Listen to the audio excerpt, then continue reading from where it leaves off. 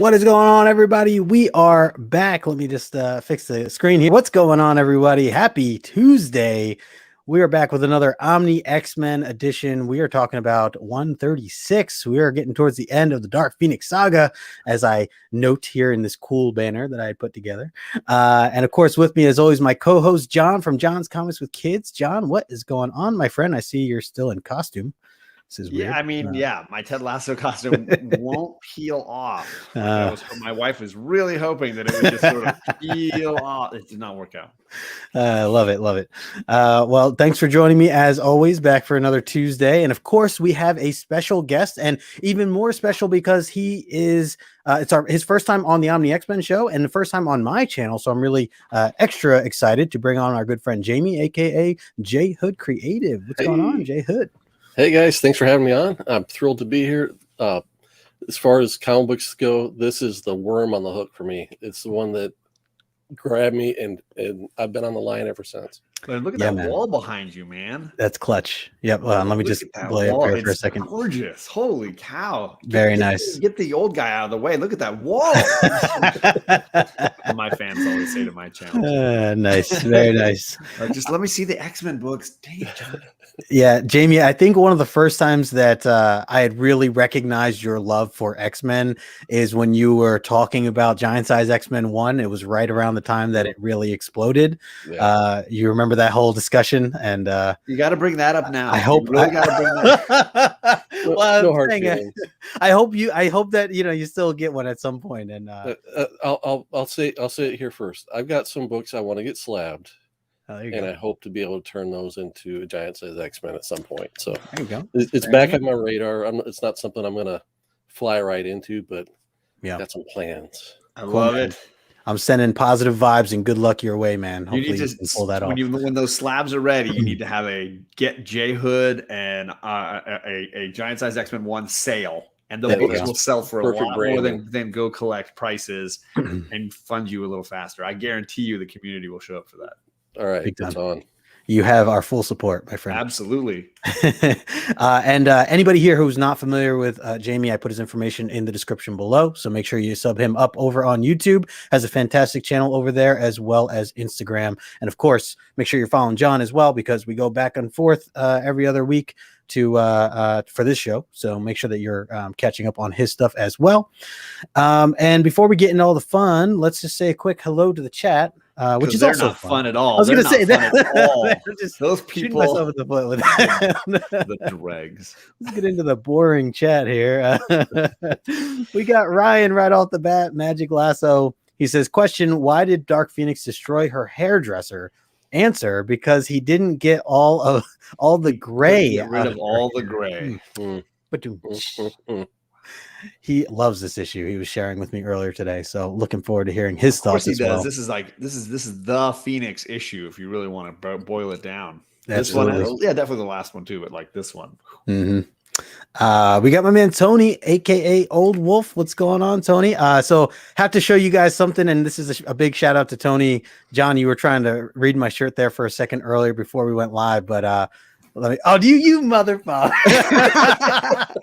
What I didn't know we had it. It's getting a little warm in here. I'll blow yours up. There you go. It's hot in this place, man. Damn it. Dark Phoenix talk. How great of a shirt is that, huh? Damn it. Yeah. I was like so pumped about it. I asked him, I was like, did John get this? And he didn't get back to me. I was like, oh, maybe he didn't? I don't know. So I will say, and it's my fault. I did. He sent me this. I was like, you sent one to Justin. He's like, I don't know his address. I'm like, I know his address. Dude, it came in the mail. My girlfriend's like, did you order a shirt? And I forget. It's like a unique website name too. I was like, I don't know. This is not something I ordered, but we'll see. And I open it up. I just start cracking up. So big shout out to you, Old Wolf. Thank you, Tony, man. Yeah, love it. So I've had this for like 2 weeks. Oh, nice. I'm like, I'm not going to wear it. I'm going to wait until Justin gets. Let me know when he's got it. Oh, well, thank you, man. It's awesome. I love it. Good stuff there. So we have to ask Jamie here. Jamie, how do you pronounce the word on John's shirt there? You can see JHOOD. Okay, all right. That'd be my guess. It's a 50-50, so you're not wrong either way. But we're, just curious. So you're a CHOD guy. Okay. All right. Better than being a CHOD guy. Totally. Let's see. Let's keep this going. We got Old Brother Comics hanging out with us. What's going on, man? Thanks for stopping in the chat as well. Let's see. Scrolling down, we got Coach Vic. Coach Vic, my friend. Hello. Good to see that you're. Yeah, he's been coming to learn a little X-Men, to spend a little X-Men time. I know if you haven't seen JHOOD's channel, then you're missing out on good Coach Vic content as well, because the two of them are together every other weekend. Very cool. Yep. Yes, sir. I'm glad he's sticking with it here with this the X-Men run we're doing. Let's see. We got Brandon in the house who thought it was his night tonight, but it was not his night. I mean, it could be his night, just not on our show. Tonight is your night, bro. Yeah. But good to see you, Brandon. Definitely excited to have you on next week for sure. Let's see. Scrolling down here, JHOOD also hanging out in the chat as well as on screen. Little duo action there. We got Jackson Roy Kirk in the house. What's going on, Mr. Jackson Roy Kirk? Hello. Let's see. Scrolling, chat just jumped on me here. We got there he is, Jedi Knight.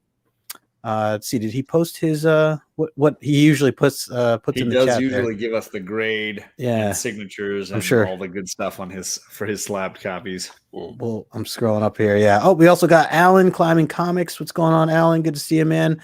I also saw our good friend Anthony here from Comics Are Great, and we have Eric Azor's Tiger in the house. I know we're going to have him on again soon as a guest as well. So thank you all for hanging out with us. I saw also Sheena in the house.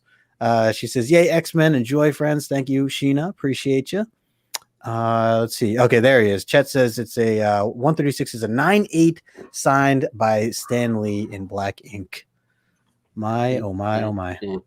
Yeah, no wonder he didn't get any other signatures on that. He's not sending that out again. You don't know what, you're going to get a 9/2 and have to throw the whole thing away. Jackson Roy Kirk says that said JHOOD, we'd call him JHOOD. So there we go. We're going JHOOD for you, sir. I also saw we had Perry Comics in the house. I finally caught Perry live just earlier today, actually. I guess I'll apologize for that. Playing some Guardians of the Galaxy. It was pretty entertaining. He's got that new game he's playing, yeah. It was cool. Good to see you, Perry. We got Stephen M also hanging out with us. He goes, how do meteors stay clean? They shower. Stephen M hanging out with Magic Lasso. I really do feel like Magic Lasso and Comic Man Andy have infected this comic book community with bad jokes.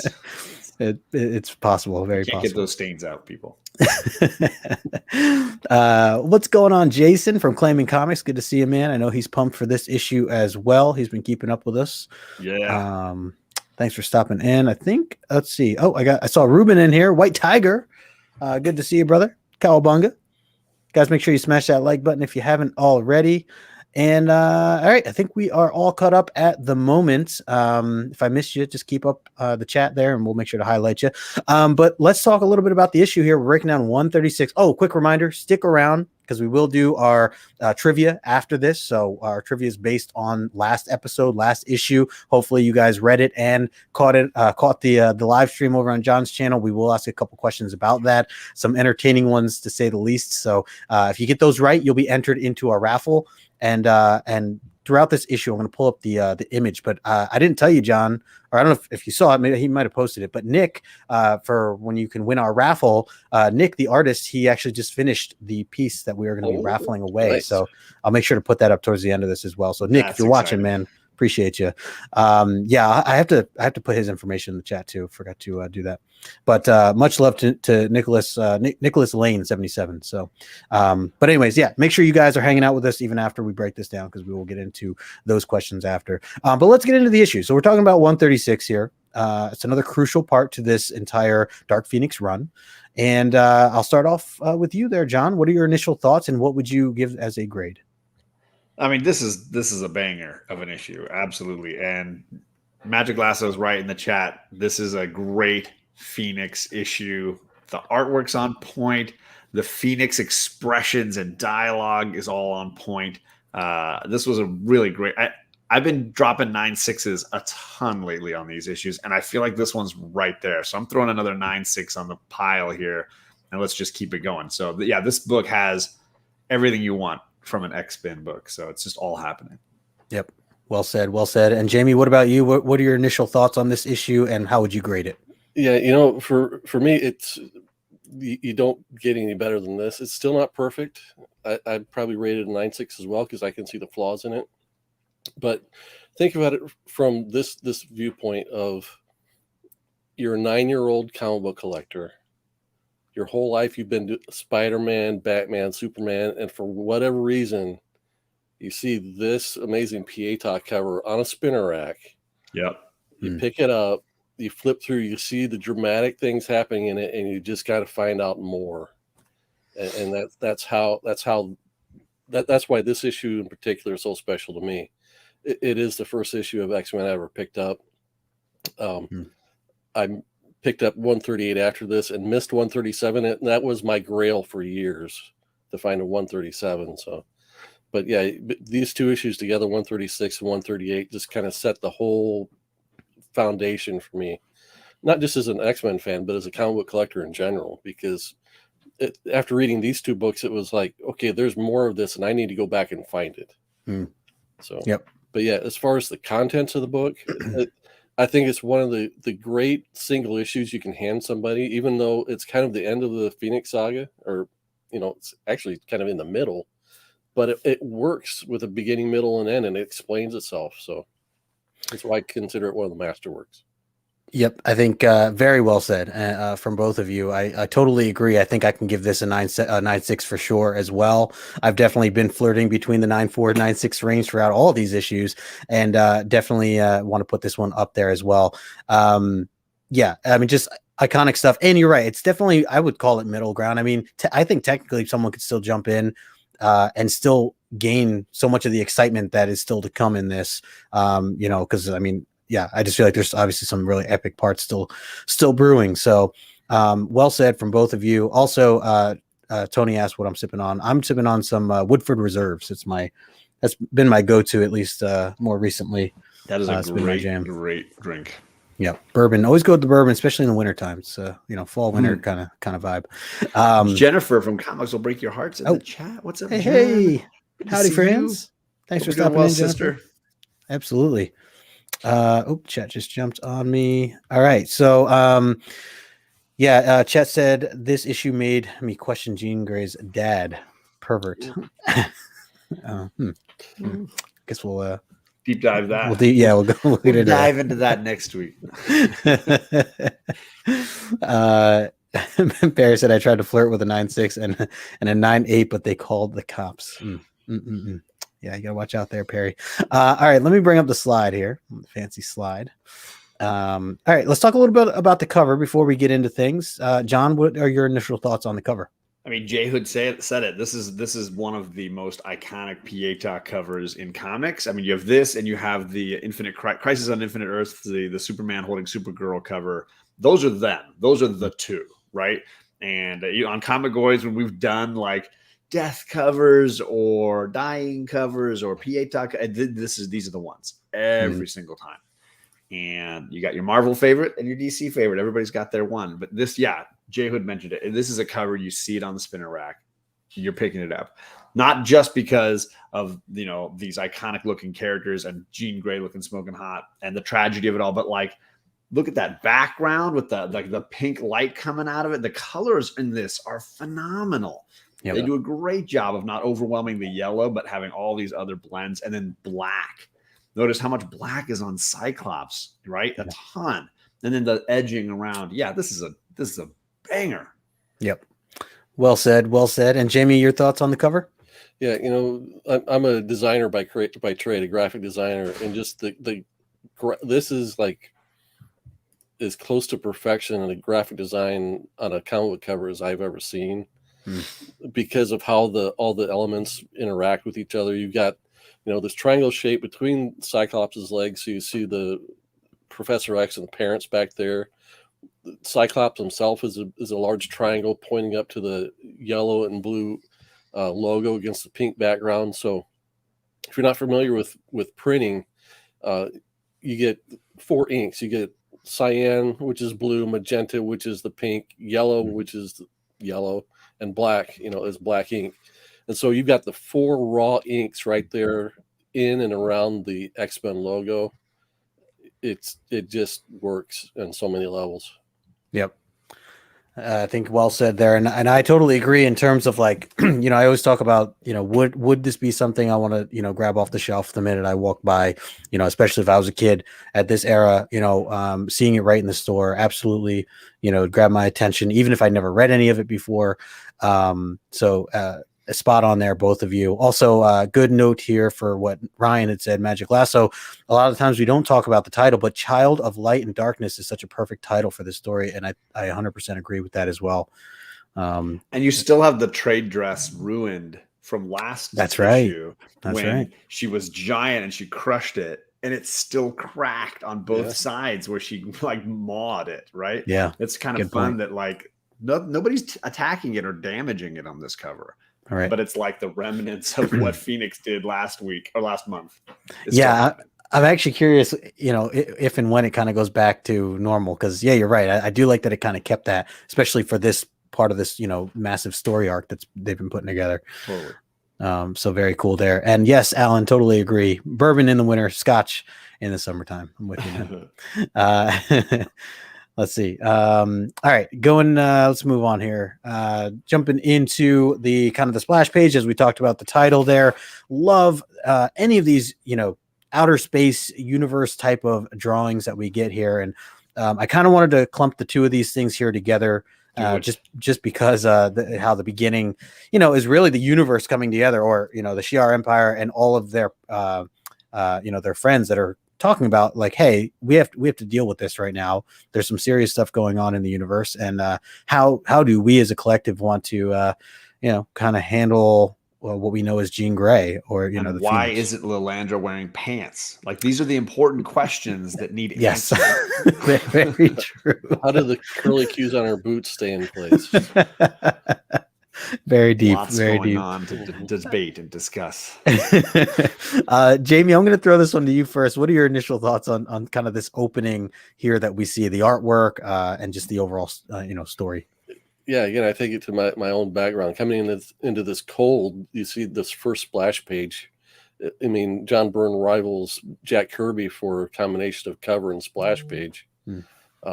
Not knowing, okay, what the heck is going on, but obviously this is a very powerful person, you know, putting these fiery claws around a sun, man. Tell me what's going on here. Yep. 100%. Absolutely. John, what are your thoughts here? It's possible that first splash page is one of the best art pieces that Byrne does in this run. I mean, it is just amazing. The planet caught in the clutches of this amazing purple and pink Phoenix beast, the little bit of stars we get at the border edges, and then Jean just kind of flying through the center with that hair that looks straight out of Starfire over at DC. I mean, that hair is amazing. It's just perfection. And the word light, just a little bit of a lighter shade of blue. It's one of the, if not the best Byrne splash page, like right there, top 3. Yeah, I always say, like, you know, a lot of these splash pages, especially these in the front here, would be just awesome as posters, standalone posters of their own. Yeah. So that'd be cool to have one day if that's possible. Chet makes a good point here too. We don't say it enough. Terry Austin's ink, silky smooth. Yeah, 100%. I mean, let's credit the colorist too, because you think of the cover, you think of, okay, who chooses pink for a fiery bird? But you can tell that the choice is wise because you've got a yellow and red hero or villain popping off of it. Yep. And I think it's been a wonderful choice that I feel like I've noticed a ton reading these Omnis, these issues over again with Justin, was how much they use pink for background coloring, for negative space, right? There's a ton of pink that I have not thought of that being so pervasive in X-Men until this reread. And I'm curious if it's something just for this run, or is it something that maybe I just never noticed in comics of that era? Yeah, JP makes a great point here too, John. I enjoy discussing Lilandre's lack of pants more than Leland's pants from the last couple of weeks. So there's yeah, that's a win. And Roy Kirk's like, why do you have to remind us? Our eyes burn. All right, let's keep this going. Well said, both of you. And I'm right on board with you, man. Certainly, just stunning stuff. So yeah, I just kind of blew up some of this stuff to here as they talk about this roundtable here, Unleashing Armageddon, essentially. They hint back to 107, 108, those issues that we've, talked about from season 1. And, basically, as she says there, Phoenix must be destroyed. The one thing I picked up in this reread, and I know it was mentioned in the last episode by some of the comments like me, that she actually says, she is possibly more powerful than Galactus. Yep. Yeah, that's right. Did you mention that? Let's see. And I think, what did I just put? Oh yeah. And then we quickly flash over to the Avengers Mansion. We get this bit here where what's his name? Can't remember his name now. Jarvis gets a phone call. And right, is that Jarvis, right? Yep. Yeah. Yes, sir, it is. Dr. Carbo is with the president there, and just giving them word of like what's going on here. Meanwhile, I see on the right, you see Beast there tinkering with something that they plan to use. They call the mnemonic scrambler, which I don't know if have we used a scrambler in the past? Is that the first time we're hearing about a scrambler? I don't remember it. Yeah. It's not anything that like Magneto used in the past or anything like that, right? Or a little different, I guess.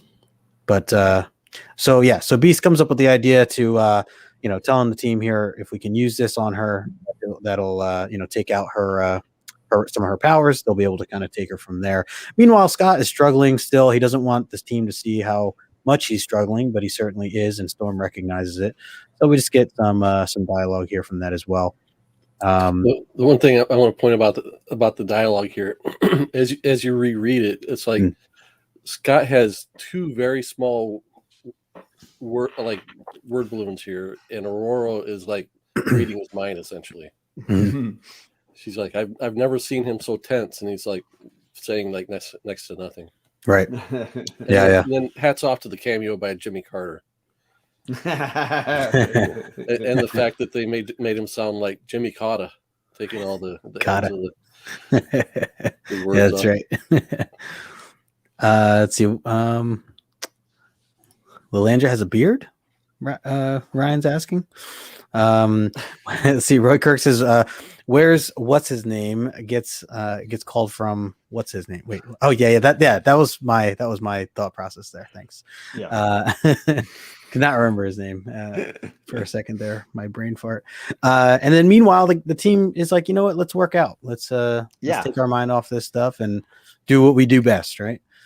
John, what were your thoughts on some of these actions? It made me laugh a little bit. I mean, obviously, the last time we had them drinking beer, we had Wolverine popping a beer, and I think obviously this is how they de-stress or whatever. But it is funny that you're thinking like, they're one of their teammates, their friend, lost all control, has this incredible godlike power, and destroyed their ship, almost killed them all, and then flew off into the wild. And I guess there's nothing they can do about it. So they're just gonna drink some beer and do some danger room. Yeah. So there's that. Yeah, being patient. Jamie, what are your thoughts here? Anything? So I mean, on first glance, it's like, okay, we're filling pages with a character moment here, but if you read about the history of the comic and the relationship between Claremont and Byrne, I'm starting to, in this issue, starting here and a few pages later, I start to see the breakdown between the two of them. Because storytelling wise, if you ignore all the dialogue, the pictures don't necessarily match the words, and that this is supposed to be a big fan thing that's spinning around, but John Byrne has drawn in all these little minute details, and all we have to demonstrate the fact that it's moving are a few minor like movement lines, tracer lines.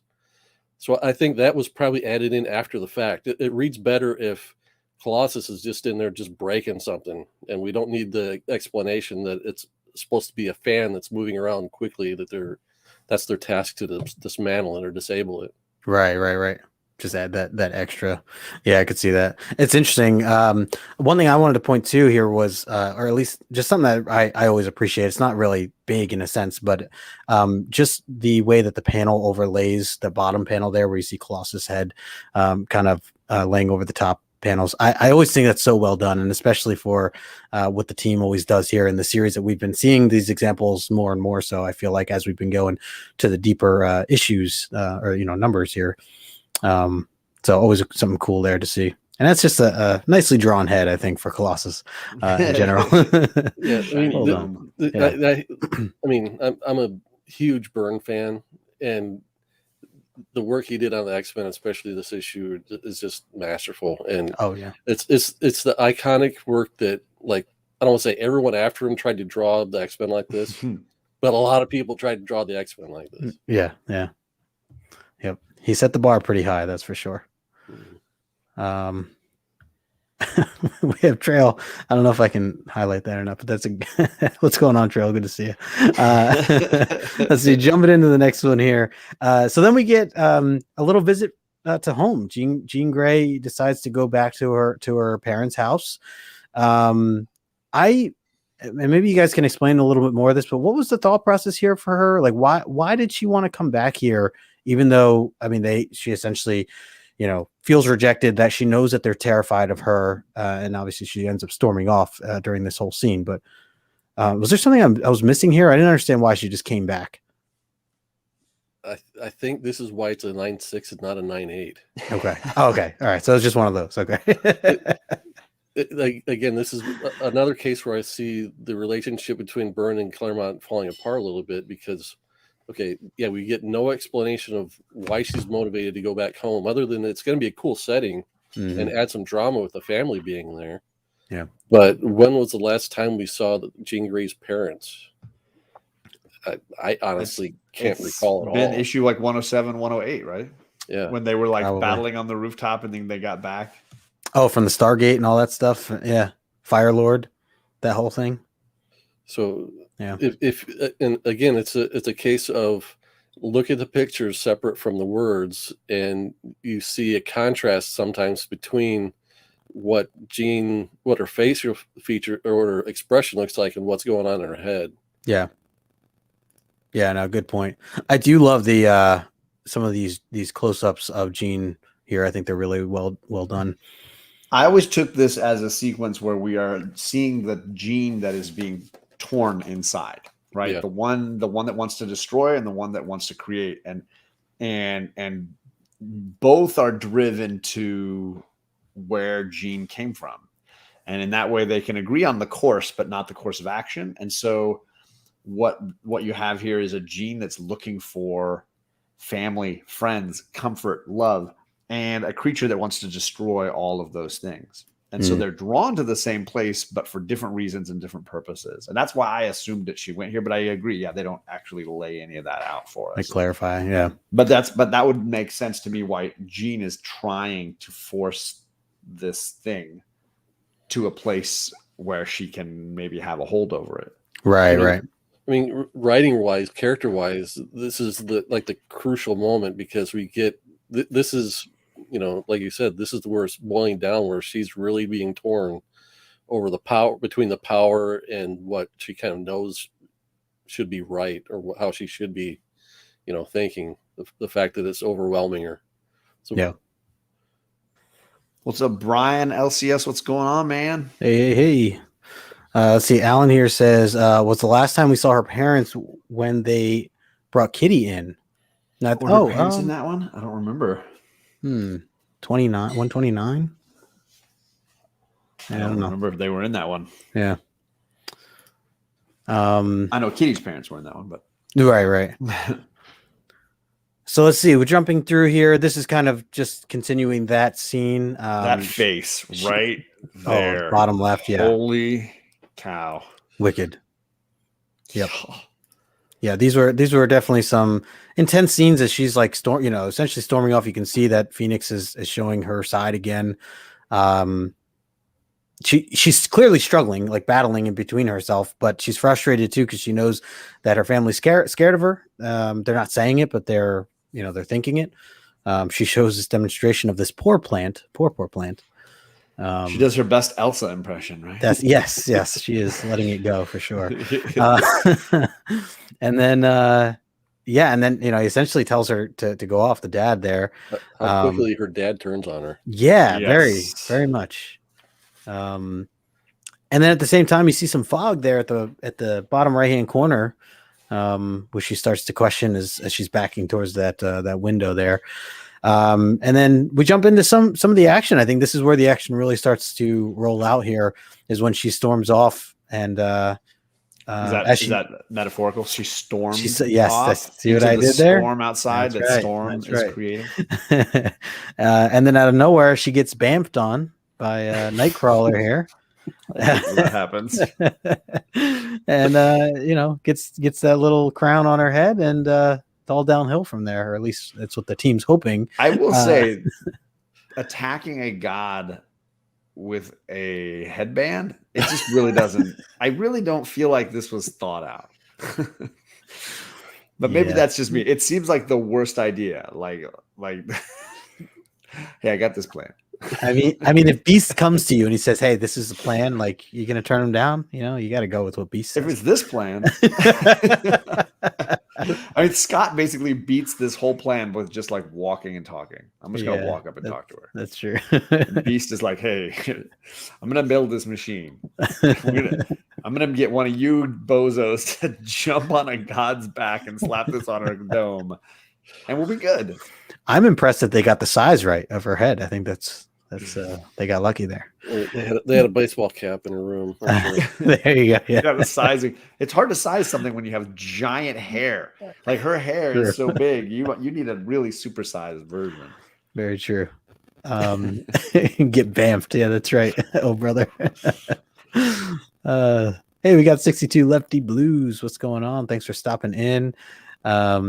It's a laugh. Yeah, JP Gene getting vamped on is going to be the joke for sure. Yeah, we'll hear that throughout the night, I'm sure. Trail one size fits all. Yeah, it's one of those stretch baseball caps. Right? Yeah, exactly. So that's going to lead to just again some more action here. She does manage to throw Nightcrawler off of her, but she's still wearing this headband. Luckily for Nightcrawler, Beast is there to catch her. Jamie, what are your thoughts on this whole approach that the team's going with here?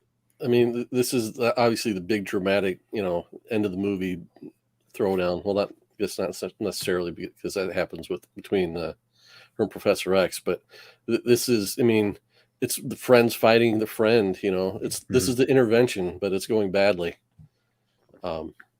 Yep. This is what it looked like when me, Rod, Perry, and a few others were wrestling John to finally read Department of Truth. This is exactly what it looked like. And now I got volume 2 over here. Oh, nice. John, any thoughts here with how the team's kind of executing this plan?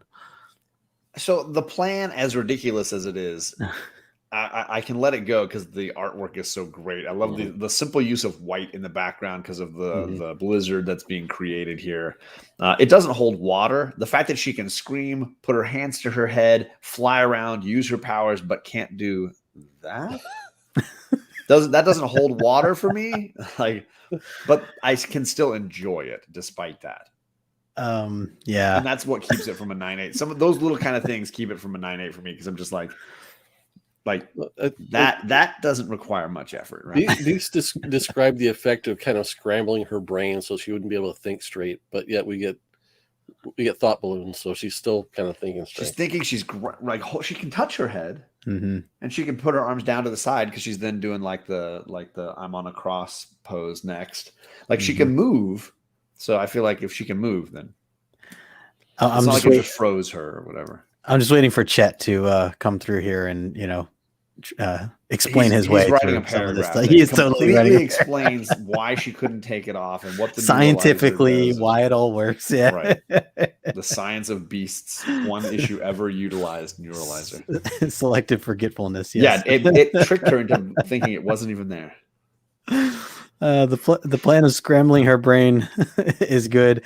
The device wasn't good enough, though. Yeah, well, there it is. Chet saying that she says the limits her power. All right, maybe she was worried about her power to take it off. The Jackson Roy Kirk one was pretty good. No, sorry, that one. Sorry, Coach Vic. Yeah. Worried about it getting it snagged on her hair.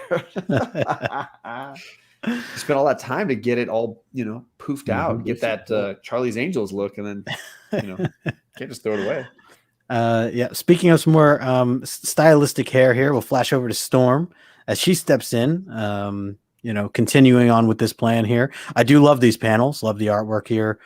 Storm does get slammed though. She gets smashed in the face there for a second. It looks like, the team's all distracting her, but it didn't quite work there. And then of course Beast kind of hanging out in the tree, trying to do his part, watching the cat fight. Yeah, he's got the strong toes. That's where I'd be if this whole thing was going on. It's out in the tree somewhere. These are some of my favorite individual panels.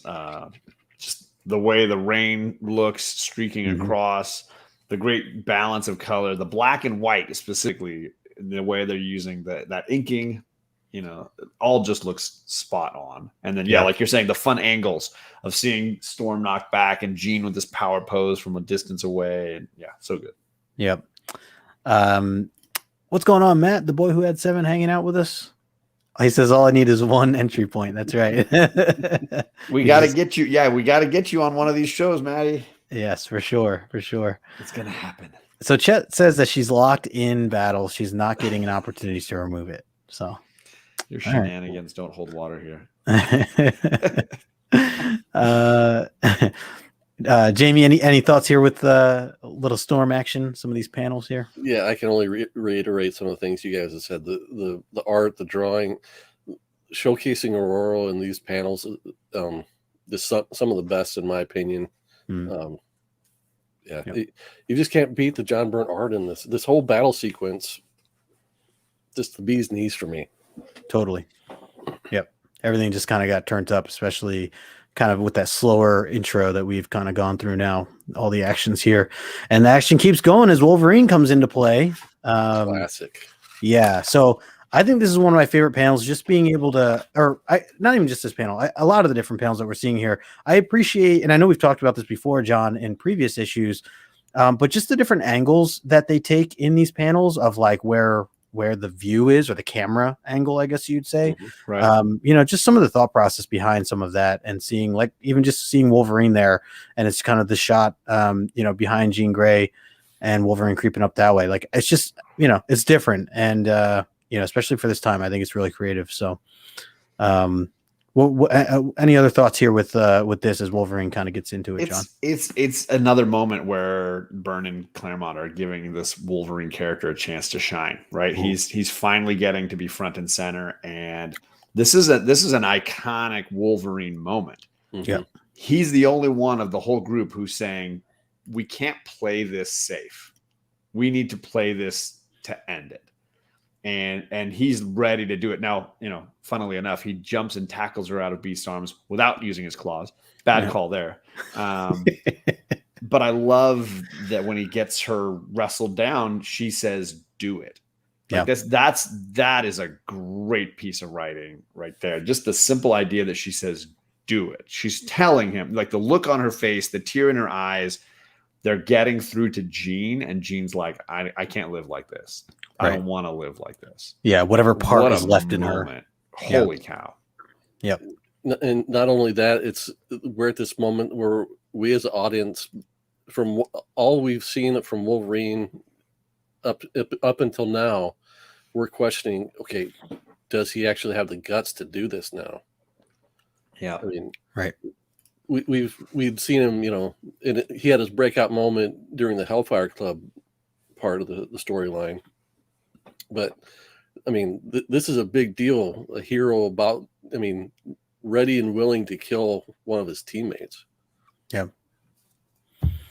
Yeah, and then in all of comicdom, have we seen a moment like this before this? No, I don't think anything like this. Nope. And then, of course, Wolverine kind of getting distracted here as he sees that tear. Of course, everything just shakes from there. And as Chet put it, Wolverine fails in 2 straight issues to finish the job. It's kind of been brutal. He certainly has been tossed around. That's for sure. Which is in keeping with the Marvel Bronze Age stuff that we got in a lot of this era. You know, if this feels part and parcel with the death of Gwen Stacy for me, as far as that impactful tragedy of people that you thought for sure were going to come out ahead, but losing everything. You know, yeah. I would put this right there. Those are 2 of my favorite Bronze Age storylines right there. Yeah. And you'll see here in that middle panel there, that's the clutch move as she finally removes that helmet piece. It is just all down. She finally figured it out. That and face. She's like, oh, this thing's got to go. And next not thing only is she evil, she's crazy now. She got the crazy eyes. Damn it, I missed an opportunity for a GIF right there. My GIF game was off today. But yeah, the other thing too with the panel on the right, it reminded me of the issue, and I'm not going to remember the issue, and I meant to look it up.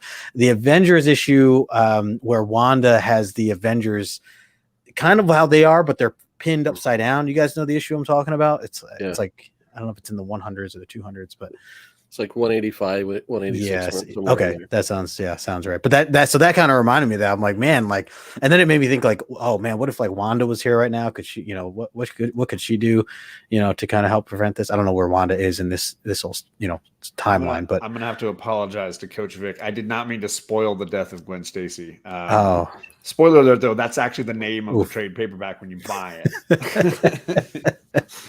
Death of Gwen Stacy. Ooh, 187 says Magic Lasso. So boom. Okay, there you go. Knowledge dropping around in here. I had no knowledge of any of that. Jamie, what are your thoughts here on some of these? Yeah, when she, you know, has suspended her whole team, and you know, you feel for them. Their hearts are breaking, and she's about ready to, you know, wipe them all out. I mean, she's wiped out whole universes already. Taking out her 5 buddies is going to be nothing to her until Cyclops arrives on the scene. Mm-hmm.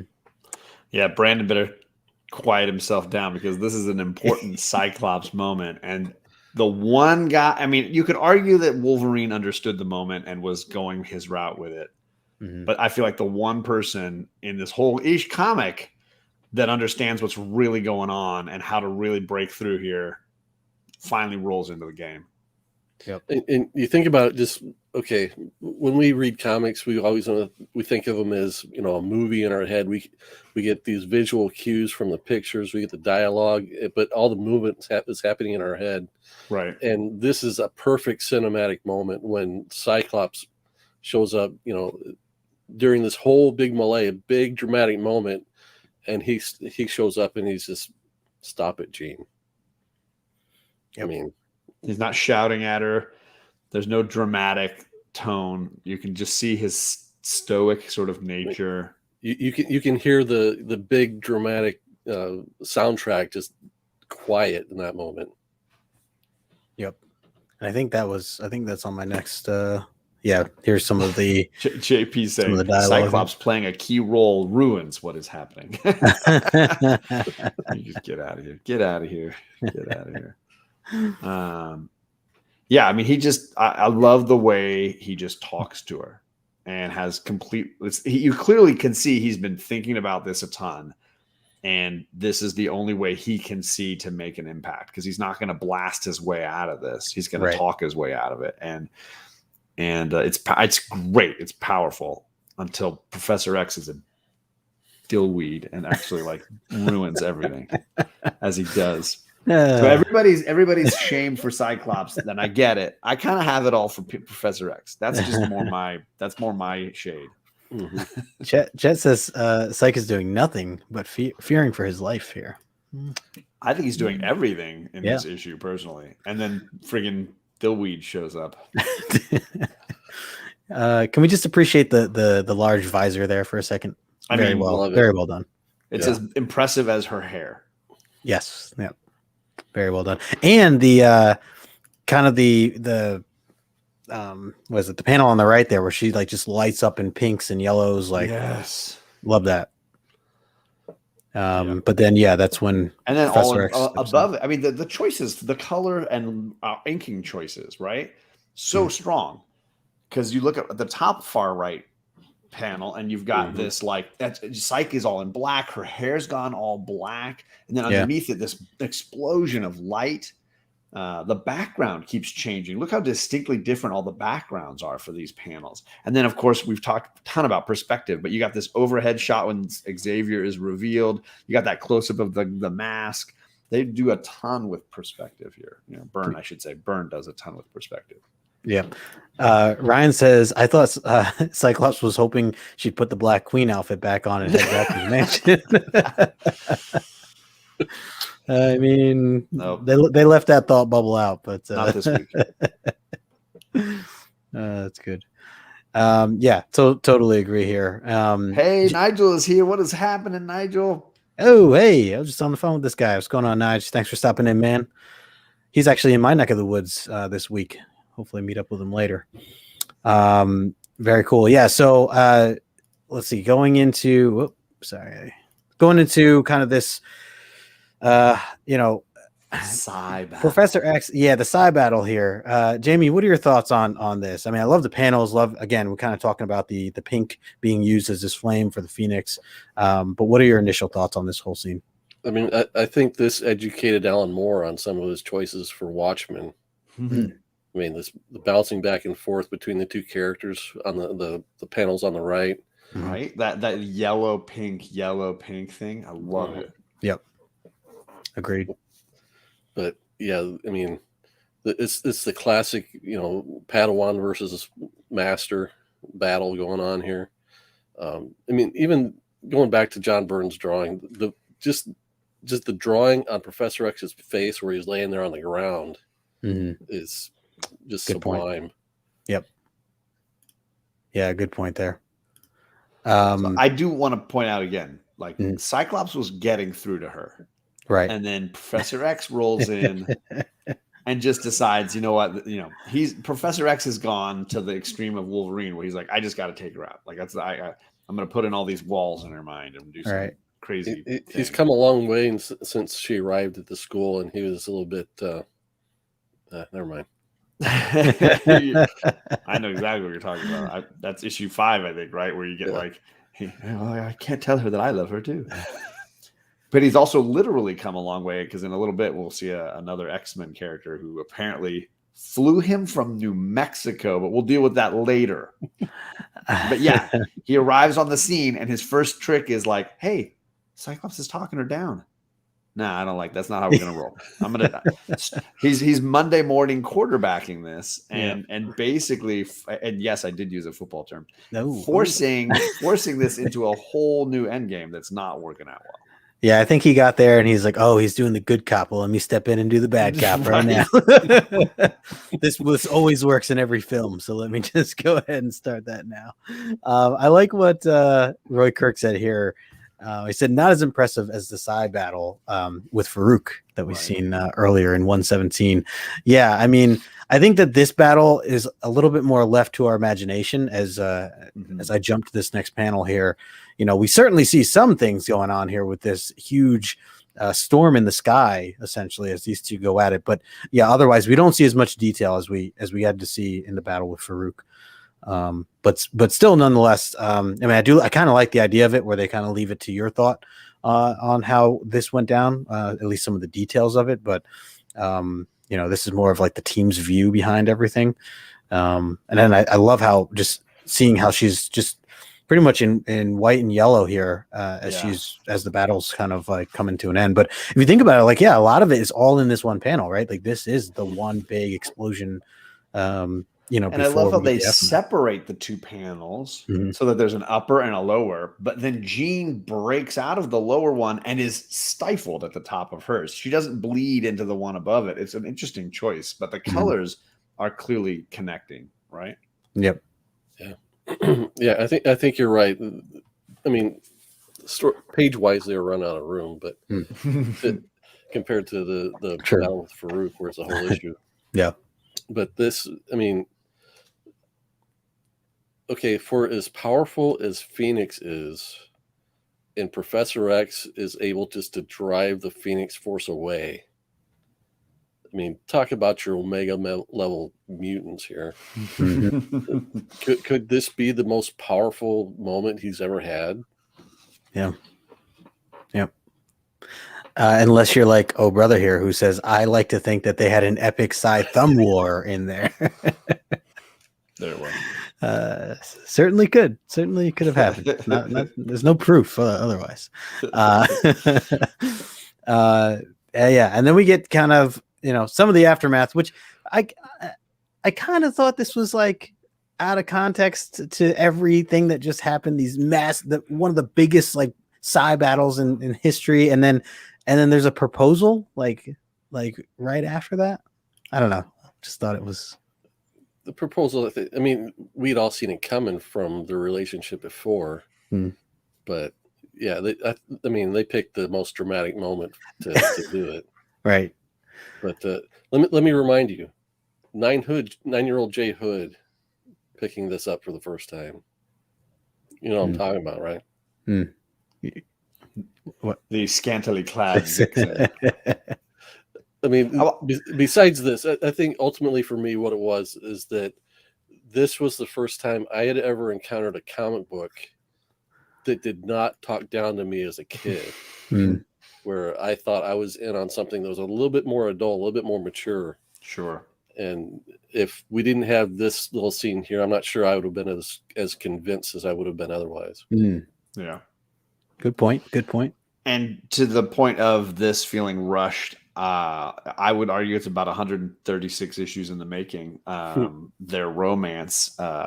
And I do like the way it's presented because she's inadvertently reading his thoughts in the recovery of this moment. And he is very clearly thinking thoughts of love and caring for her.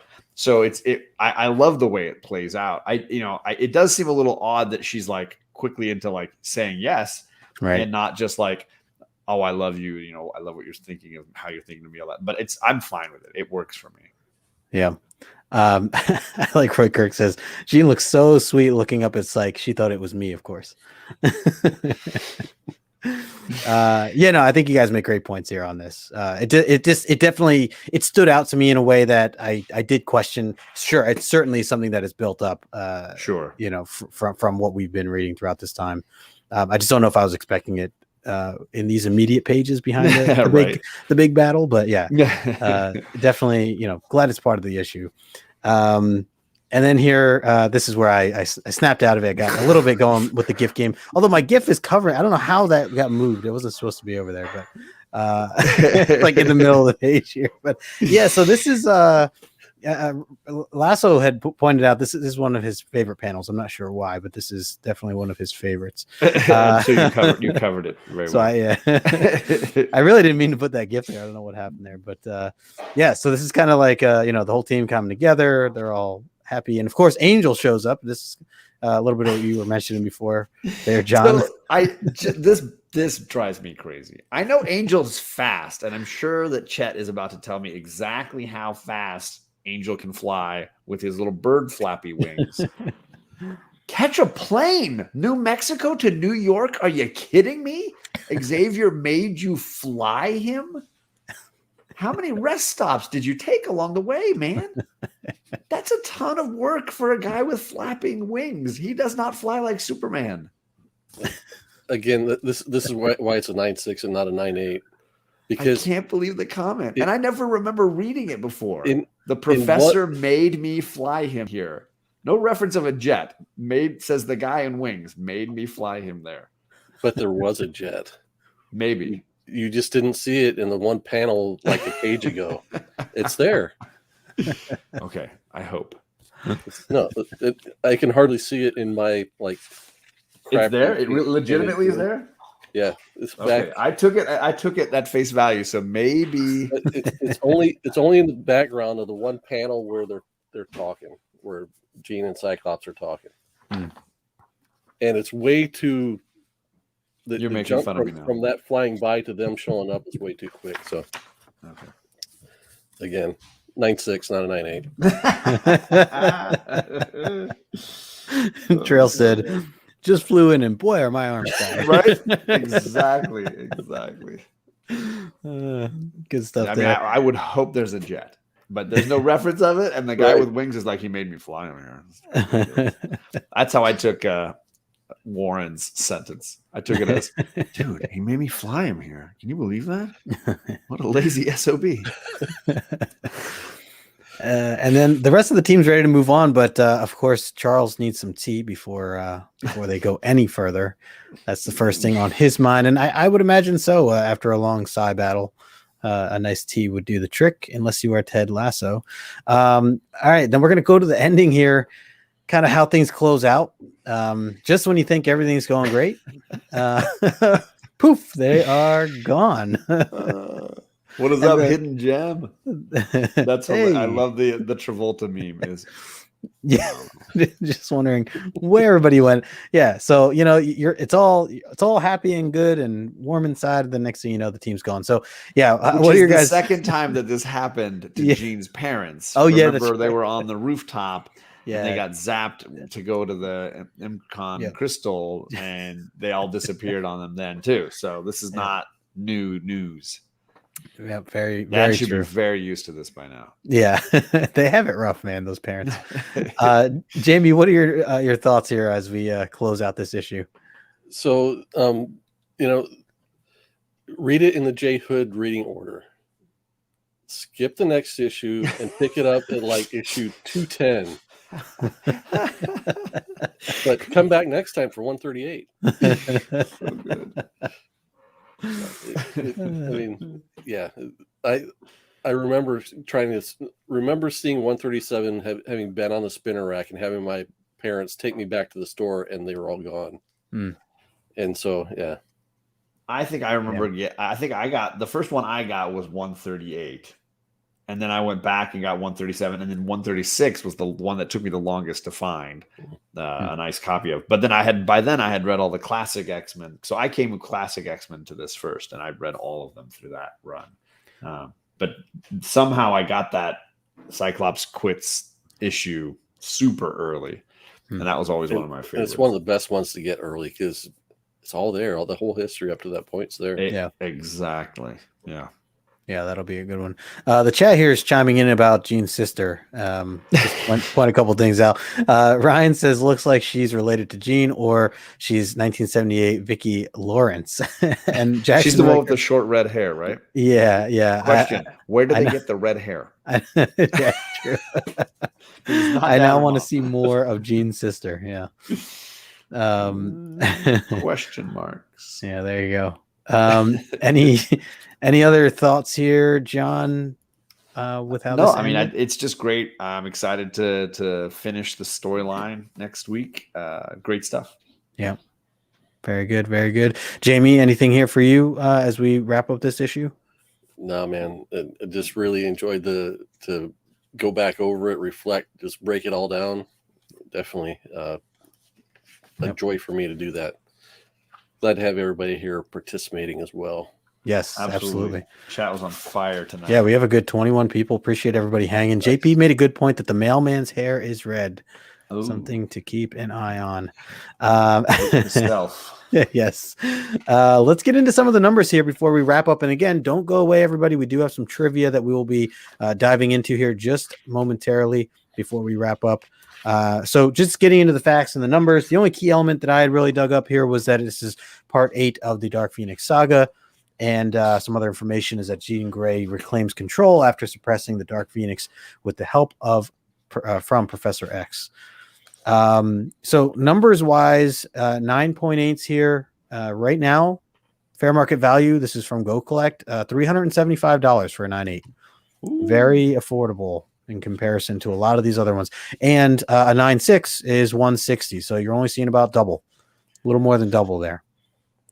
So certainly a lot more affordable than, like I said, some of the other ones that we've seen, 129, 130, those have definitely quadrupled or even more. So, so this is not too bad if you're looking to get a higher end grade in this. And for the 9/8, there's a good 345. There are no 9/9s out there, no 9/9s and no 10s, but 345 9/8 and then 558 9/6s and so on and so forth. So there are certainly plenty. I wonder if the relatively low values on this are because the sales numbers had gone so high by this point that there's a lot out there. Right. Did someone say 9/8? Says Boyle. So yeah. Yes, we did. Yes, we did. White pages. So yeah, that's kind of sums everything up. I think that'll end what I have here. Good stuff, guys. I think again, breaking down these, getting towards the end here. This epic Phoenix Saga, Dark Phoenix Saga. For those of you who have not read it, hopefully you are all enjoying it as much as we are. And let's get into some of these questions before we kind of wrap up here. We still got a good 20 people hanging out. And I want to remind everybody, I put Jamie's information in the description if you're not following Jamie. Jamie, thank you for joining us here today. This has been, it's been a blast, man. Glad to have you on here. Yeah, for sure. Absolutely. And John, let's kick it off with you first while I pull up that artwork. For those that are jumping in here or unfamiliar, we ask trivia at the end of each episode based on last week's show where we broke down issue 135. So this is your chance if you watched that or if you remember the issue somewhat well, or you can just make us laugh, you can gain entries into our giveaway. And we select 3 people for every single question we ask and give them a raffle ticket entry into those giveaways. And as we mentioned, there's a ton of things. And if you watch our giveaway from last season, we gave away a ton of things. Friends in the chat gave things away. Chet gave away a slab, books, comics, entertainment, all kinds of things. So just hang around. The first 2 people with the correct answer get tickets, and the funniest answer also gets a ticket. So thank you all for hanging with us. I did pull up the picture. I just want to say, so in case people are wondering what we're raffling for at the end of the season, which will probably be sometime in June or July of next year, there's going to be 2 main prizes, and then they're probably going to have a bunch of other giveaways. I know Chet, Brandon, I think a few other people had mentioned they want to do some giveaways, but the main things that John and I are giving away, John's going to be giving away a mystery box similar to what he did last time. It'll be kind of catered to whoever it is that won, which is awesome, so that they can actually get some things that they care for. And then I'm going to be giving away some artwork from our good friend over at Nicholas Lane 77 on Instagram, which I just pulled up here. So let me bring up. This is the reveal, by the way. It's not too soon to show this, right, John? We can show this, right? So this is the reveal for the winner that will get this part of the prize right there. So boom. Wow. Look at that. It is an Omni X-Men edition.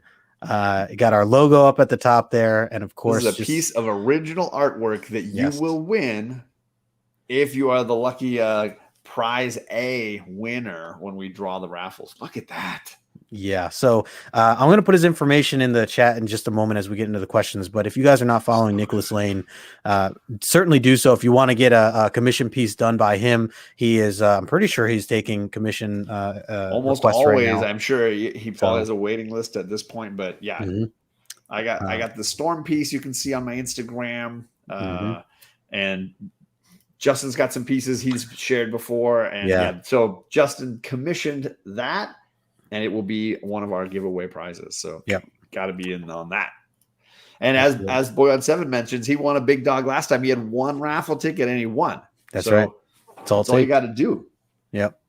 So my first question is based on the book we read last time. And issue 135 started in a way that reminded me of another issue that we had discussed. And they both issues seem to start in a similar fashion. And I want to know what numbered issue did we decide is similarly started to issue 135? Can you number the issue that has the same sort of beginning sequence? And I want the issue number if you can.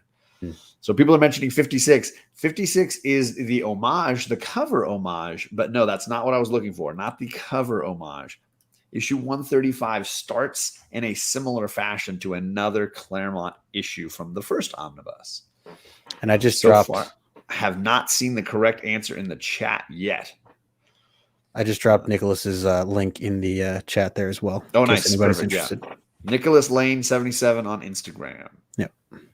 Still haven't seen the correct answer in the chat yet. Lots of the numbers being thrown out. Don't boo me, old wolf. Just because you gave us a T-shirt. You can do whatever you want. Man, John, I thought I was so clever, man. You should have just like 1, 2, 3, 4. That's a Claremont issue. He doesn't start at that. True. 998. We're getting brazen. Swinging and missing here. Swinging and Lots missing. of swinging and missing. I will say why it reminds me. How about that? And see if anybody gets it. Lots of numbers being thrown around.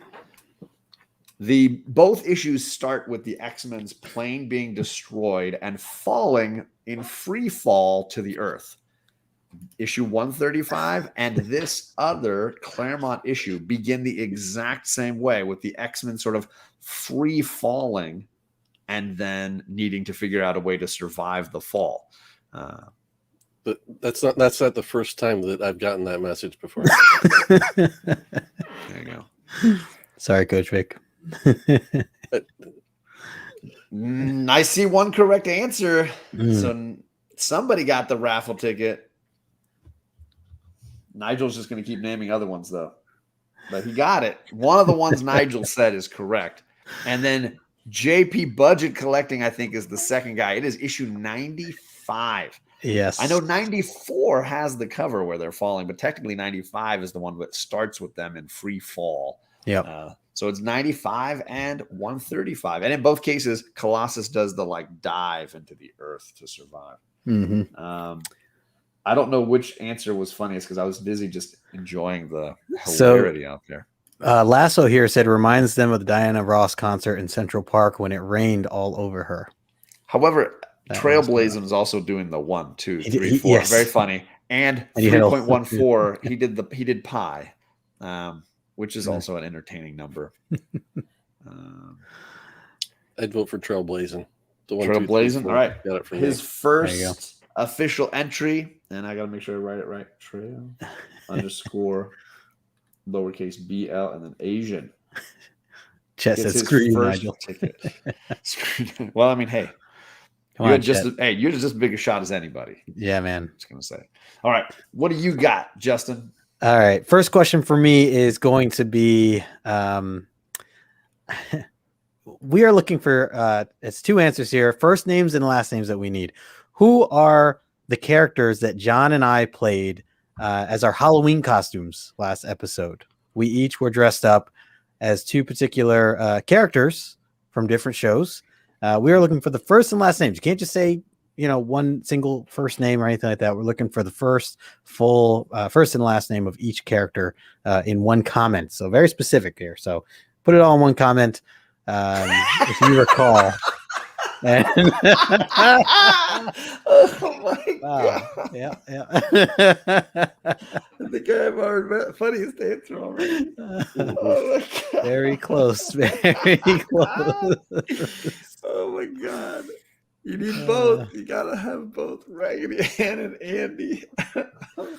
Man, I'm surprised. I was not expecting that, Ryan. I was not expecting that. Just got me. I'm surprised we got one full name from chat. I thought he would just write the letter T or something like that. Coach Vic, bringing it. You're bringing it. I love it. So that's technically not his name. And the funny thing was, you kept saying your guy's name all through the show. With that amazing accent. Great. Sorry.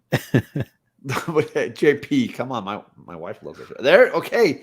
So I've seen the correct character name, but I haven't seen both typed. Oh, yeah. So nobody has typed both together names in one comment. So let's see here.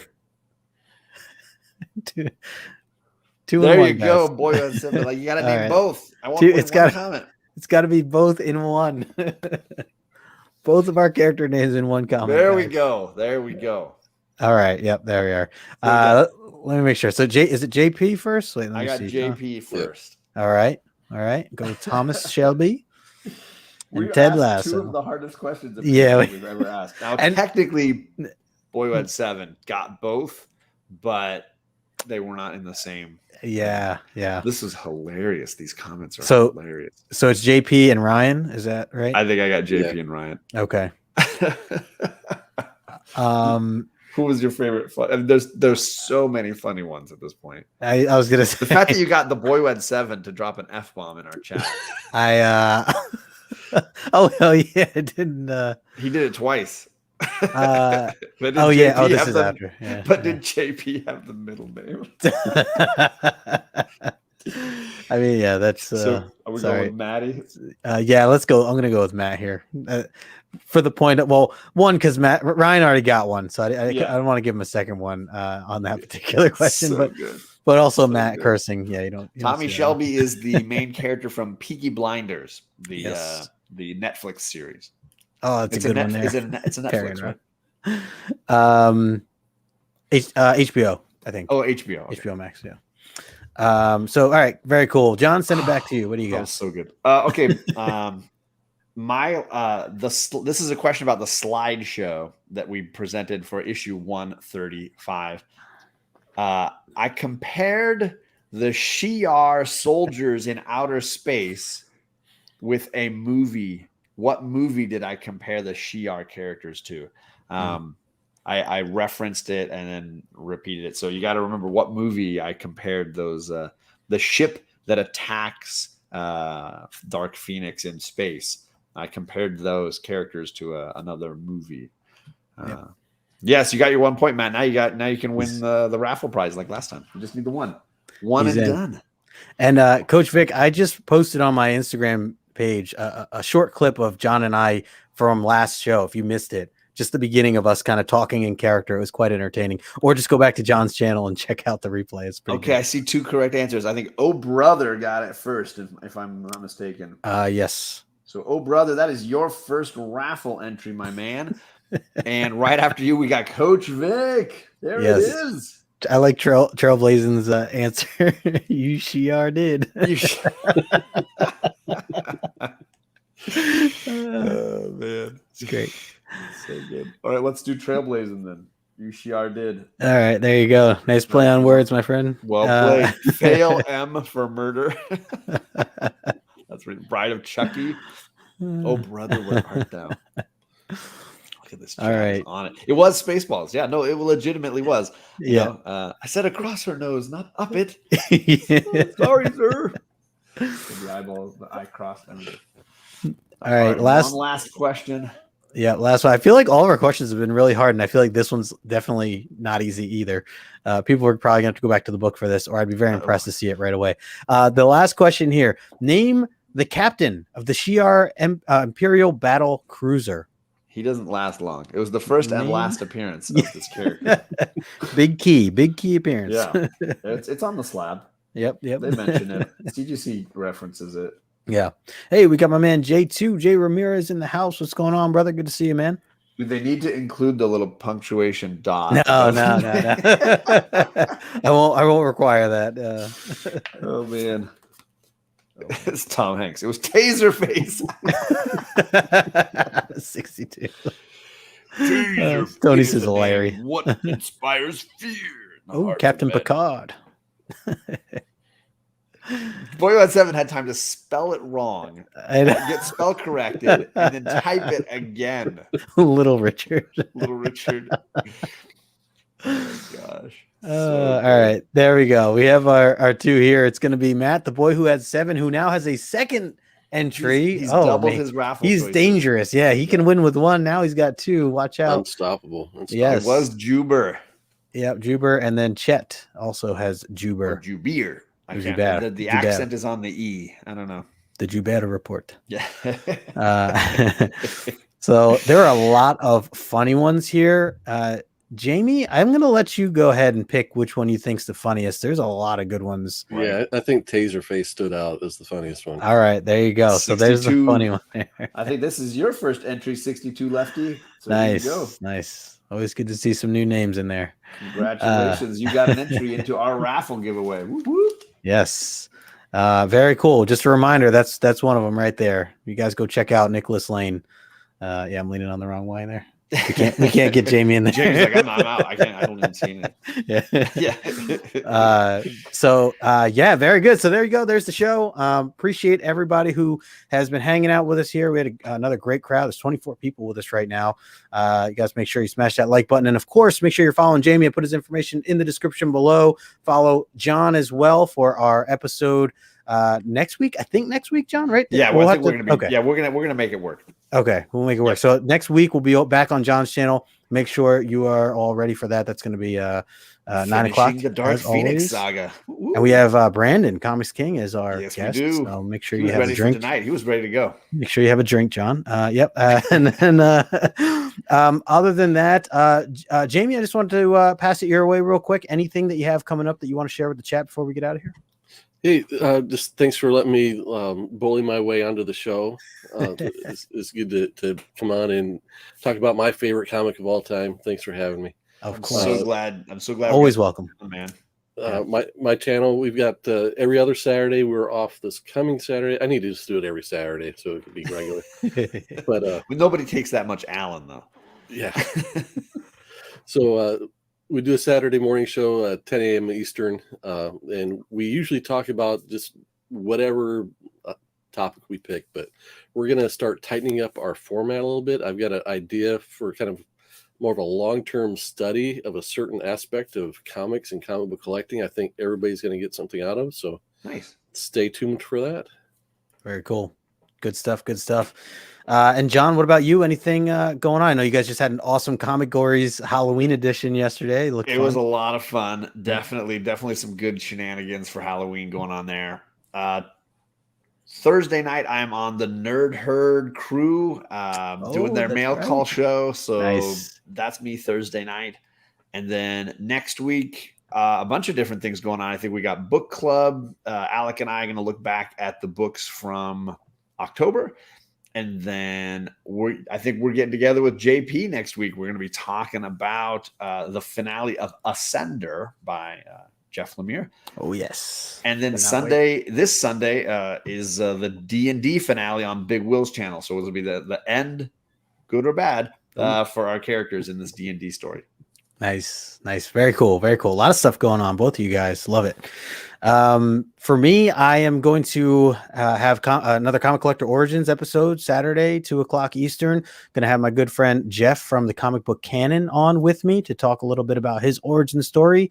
And then so Sunday morning, I think Copy and I might go on to break down the new Dark Knight of Steel book that just came out by Tom Taylor. So we'll see if I got to talk with Copy about that, but we might break that down. Definitely enjoyed it. There it is. Yep. So I'm going to go with cover A, I think, tomorrow when I pick mine up. But yeah, good stuff there. That might be Sunday morning. We'll see. And then, of course, Monday, if you guys missed it, I dropped a 1,000 subscriber giveaway contest that you can enter in right now. If you haven't already, go check it out. It's the toughest question for me because I'm like, there's so many good. I got to pick one. It's a bit. It's like when he tells us you got to pick only 3 books this week. Yeah. List 25. So yeah, check out that video if you haven't entered already. I hope you all get entered in because it's gonna be a lot of fun. We're actually gonna do the celebration on Monday at 8:00 Eastern time. It's probably gonna go for 3+ hours. I don't know. We'll see. But it'll be a lot of fun. I'm gonna invite a bunch of friends from the community to join as well. At some point I might even just drop the link. We'll see where the night takes us, but yeah, definitely looking forward to that. So we'll announce all the winners. We have a bunch of other giveaways. We'll do some trivia and all that other fun stuff, so make sure you check that out. That'll be this Monday, 8:00 Eastern, so make sure you're entered if you haven't already. Other than that, yeah, like you said too, JP, can't wait for that. JP Collects will be over on his channel with Andy as well, just to break down Ascender, which I read. John, did you read it yet? No, I have not. I've been a good boy. I'm waiting. All right. Fresh. I'll read it a second time around before we dive in. But hey, we got Albert in the chat. Man, you just missed an epic episode, man. Go back and rewatch it. Appreciate you stopping in though. Thanks everybody. And yeah, so we'll be back on John's channel, 9:00 as always. Appreciate everybody with the kind words, and everybody thanks for hanging out. But until next time, we will talk to you all later. Peace. See you, everybody.